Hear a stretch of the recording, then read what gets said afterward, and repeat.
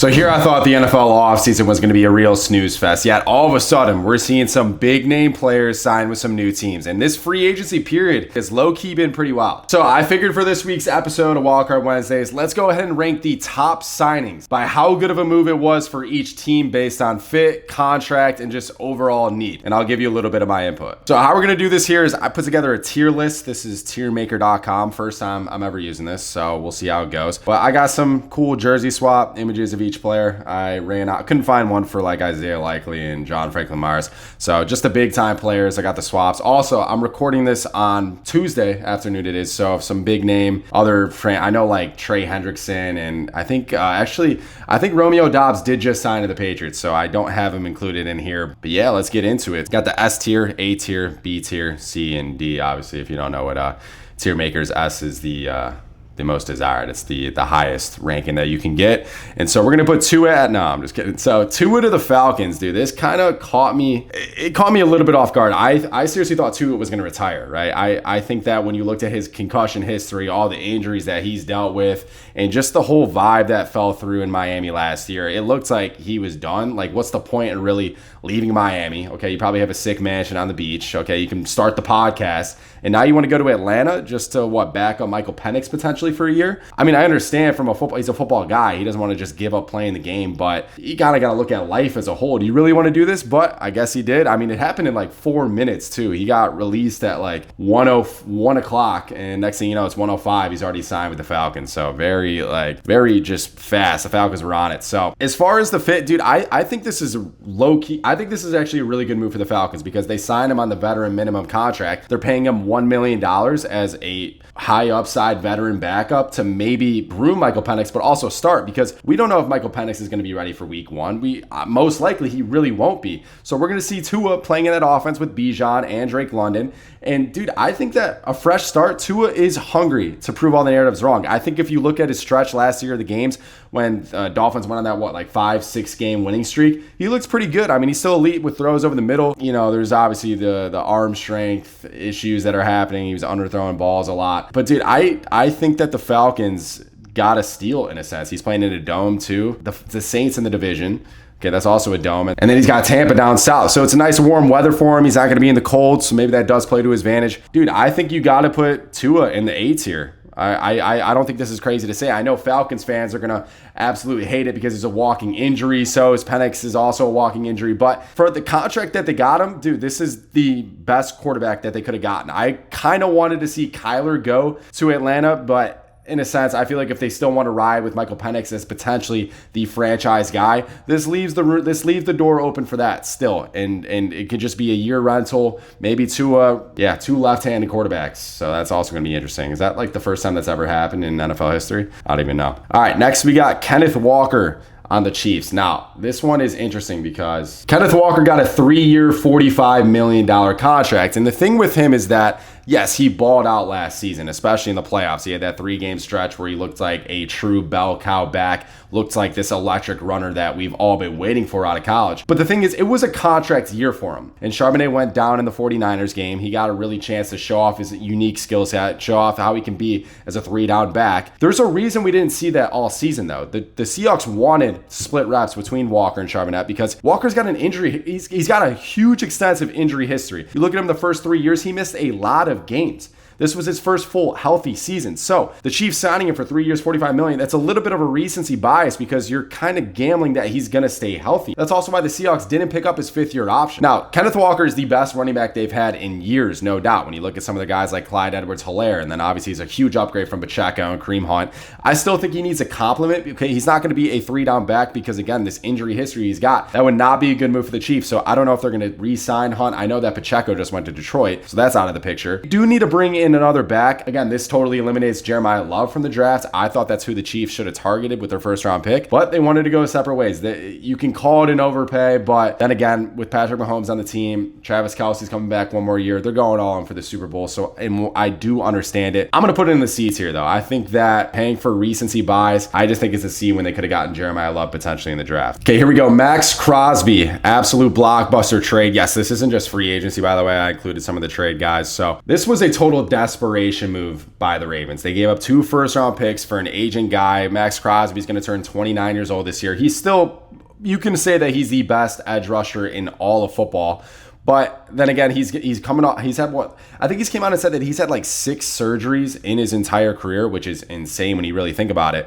I wouldn't say there's a huge injury risk. He's been pretty healthy from most of his career. I think that the surgery he had with the Raiders, just because they were in total dumpster fire mode, that I know that he sat out the last couple games because it's like, what are you really playing for? But now he's in Baltimore. You're clearly playing for the Super Bowl. I think he's going to be up and motivated for it. So I'm not worried about the injuries in a sense. And giving up 2 first-round picks, again, that just shows me that the Ravens are going all in on the Super Bowl this year. I mean, Lamar Jackson's aging. He had health concerns last year. He missed a lot of time. I think when you look at his play, when he wasn't at full speed and his agility wasn't all the way there, his arm wasn't making up for it. You also got Derrick Henry, who's getting up there in age. Mark Andrews is aging. D-Hop is, 33 now? This is a roster that needs to win now, okay? They got some young pieces, of course, but with the draft picks they just gave up, they went all in on this season, so it's time for them to deliver. And when you look at Lamar Jackson, I think he's got maybe 2 prime years left. He can still be an MVP this year, but just his play style isn't going to sustain for another 5-6 years. I kind of like this move by the Ravens. It's really showing they're all in, but again, if they don't win the Super Bowl this year or next year, it was a complete waste. Again, you can't blame them for going all in, so I'm going to put Maxx Crosby. I think it's a B move. They're going all in on the Super Bowl. This is the kind of move that you need to make in order to do that. Okay, next we got DJ Moore to the Bills. Now, some people are claiming that DJ Moore has fallen off a cliff, but I totally disagree. When you watch him last year on the Bears, he had so many clutch grabs. He was Caleb's go-to guy. I know his stats were down, but that's because there was a lot of mouths to feed on that offense. Okay, they had 2 tight ends that were legit.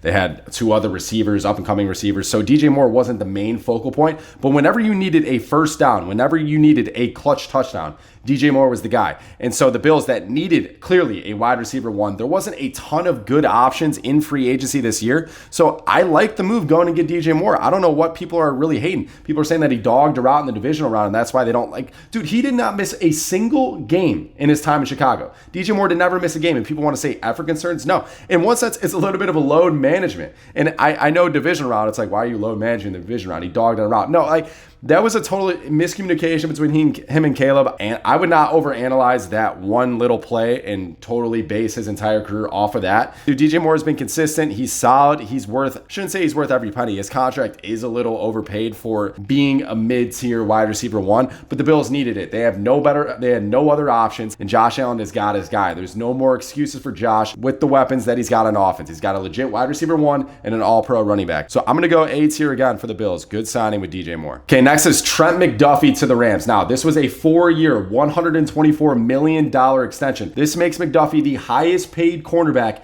in the NFL. Now, the thing with this is that he's one of the best slot corners in the game, but he's not a really reliable guy when you put him outside one-on-one against the top-tier receivers. He got cooked by CeeDee Lamb last year, got cooked by A.J. Brown in the past. He is still pretty legit. If you need him in the slot, he's good at covering. He's good at covering the speed guys. For a Rams team who we mentioned, their Achilles heel last year was their secondary. Okay, they missed Cam Curl for a lot of the year, but he did come back in the playoffs, looked pretty solid. They also got Quentin Lake. He's returning next year as well. So the secondary is going to be pretty solid. I think McDuffie provides that boost to the team. I think that this is also a move where it's like, okay, Matthew Stafford has got how many more years? He might only have 1 more year left. And so their Super Bowl window in that sense is getting closed. So McDuffie bringing him in, it fills a huge need that they needed on defense. It might be a little bit of an overpay. They gave up 4 draft picks for him, which is kind of insane, including a first rounder. And this is the Rams going all in. So I like this move for him. I think it's actually an S tier move. Okay, I actually think it's an S tier move because the Rams, they were so close to the Super Bowl last season. A big need for them, and they got a 2-time All-Pro. Next is David Montgomery to the Texans. Kind of confused me in a sense. It's like, what are the Texans doing? Why are they not focusing on their biggest need this offseason, which is the offensive line? I feel like they're signing everybody but guys for their O-line. I mean, they just signed Reed Blankenship as safety to complement Petre and Bullock. It's like, I don't know how productive he's really going to be. I think Woody Marks is a fine running back. If you want to give him a 1-2 punch,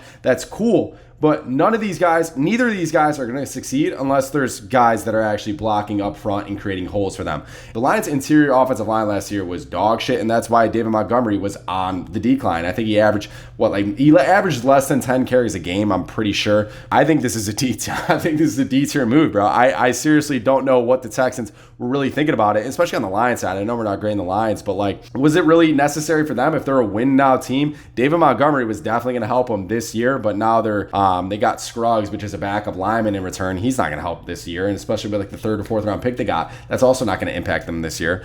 I thought this was a confusing trade for both sides, in my opinion. Okay, what about Mike Evans? So the 49ers originally slated to pay $27 million to Brandon Ayuk this upcoming season, but they voided the guarantees last summer after Ayuk didn't show up to multiple training team activities. So this money is now reallocated to Mike Evans, and it sounds like a huge upgrade to me. I mean, Mike Evans is a big-bodied receiver that the Niners really needed. They were missing that all last season. He was injured last year, so a lot of guys are questionable about him, but did you see how he showed up his first game back versus Atlanta? Dude, he balled out. He had like 6 grabs, over 100 yards, and you saw him visibly frustrated on the sidelines when they absolutely, I don't know if you remember that game, but they gave up like the 3rd and 28, and then like the 4th and 14. Bro, he's still a dog. He wants it. Like, he's still got that energy and juice in him. I think this is a great move, especially because like the Niners don't need him to be this wide receiver 1. They don't need him to be Superman. They just needed a reliable red zone threat, some guy that can win one-on-one and catch contested catch passes.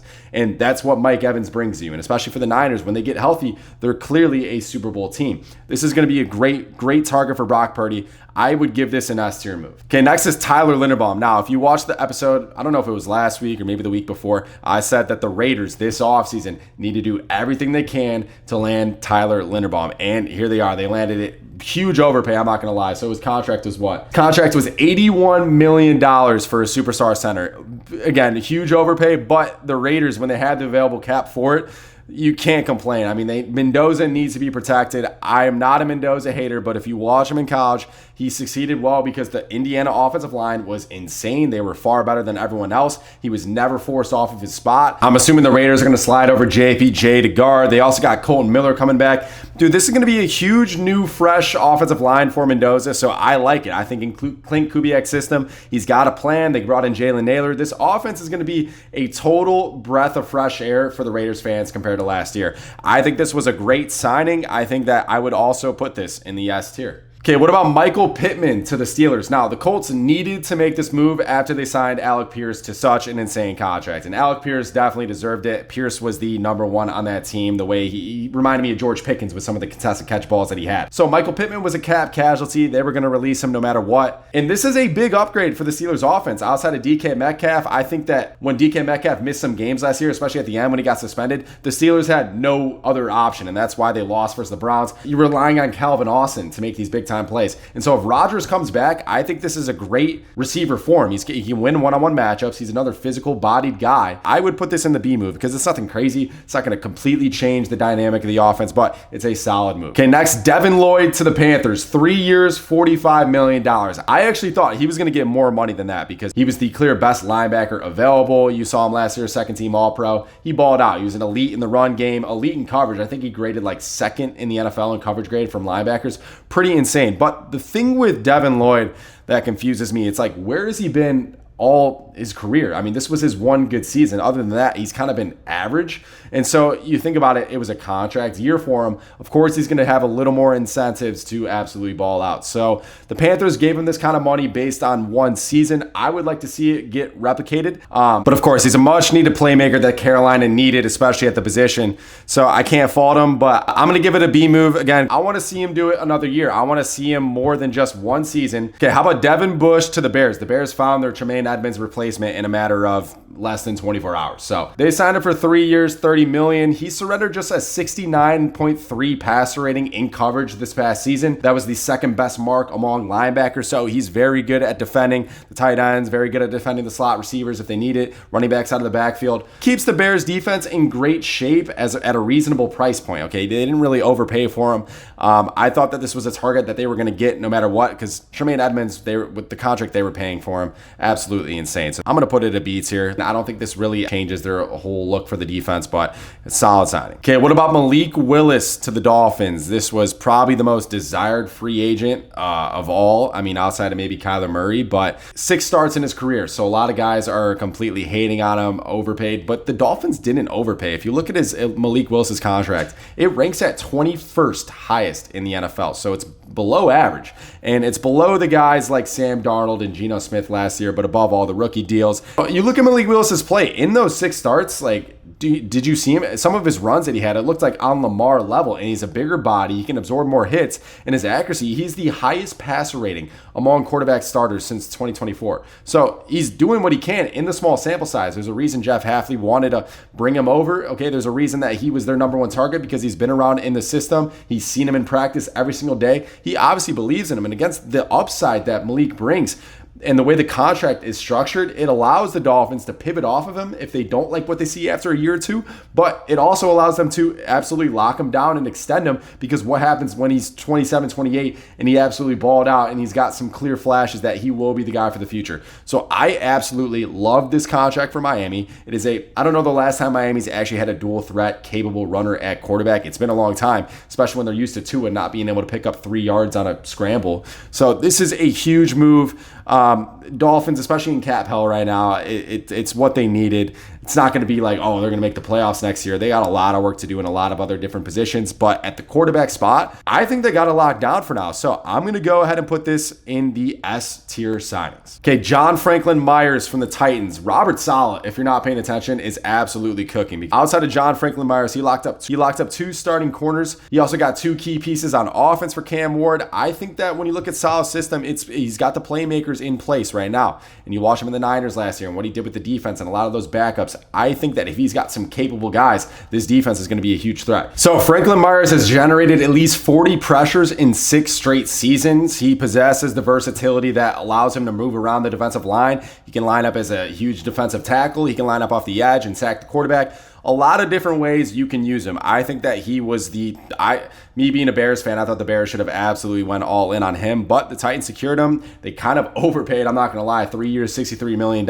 I keep throwing around the term overpay, though. I feel like, in free agency, a lot of these teams that got a lot of cap space and they're coming off down years, they're going to throw bags at a lot of players just to hope that, okay, it does something, maybe changes the culture. But anyways, I think that Franklin Myers is a great signing. He's going to make a serious impact in his first year. So I'm going to put that at an A move. I'm not going to say that they're a playoff team, but I feel like they will be competitive next year. A lot different from what we saw last year with just some of the guys that they're bringing in. Dude, they're bringing in like all the New York Giants. They've signed at least 4 guys. Maybe that's including Brian Dable. Okay, lastly on our list, we got Isaiah Likely. He went to the New York Giants. So John Harbaugh brought him in the new regimes. He had a down year a little bit from his injury last season. Probably could have gotten an even bigger contract, but the thing with Likely, man, is that every year I feel like he's going to absolutely ball out. But the Ravens signed Mark Andrews to the massive extension, so they had to kind of pivot towards him a little bit. Isaiah Likely was still getting overlooked. So it's a good opportunity for him in a fresh start, now getting treated as the best tight end.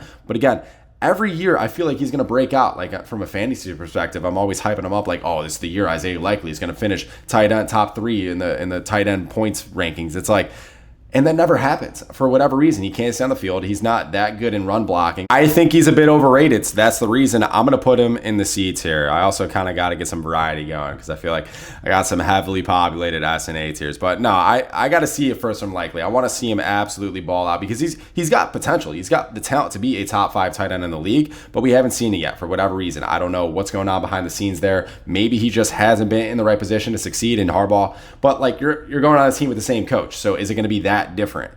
I don't know. We'll see. But yeah, this is what I got so far. Again, there's probably some other big name signings that just happened while I'm recording this, and I wasn't able to include it. But this is the free agent class. I mean, it's pretty. I would say it's definitely more intriguing than expected. I didn't think that guys like DJ Moore and Maxx Crosby were going to get traded, but here we go. Here we are seeing them. So. That's going to wrap up this episode. Appreciate you guys all tuning in. If you got any recommendations, anything you want to hear me talk about, drop a comment below, and we'll see you next time.